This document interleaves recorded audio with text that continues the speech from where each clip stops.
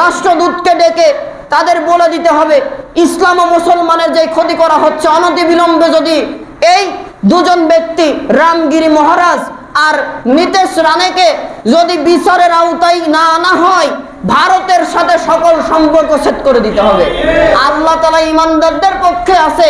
ইমানদার 313 জনই যথেষ্ট। 3 কোটি নিয়ে 1 পয়সার লাভ নাই।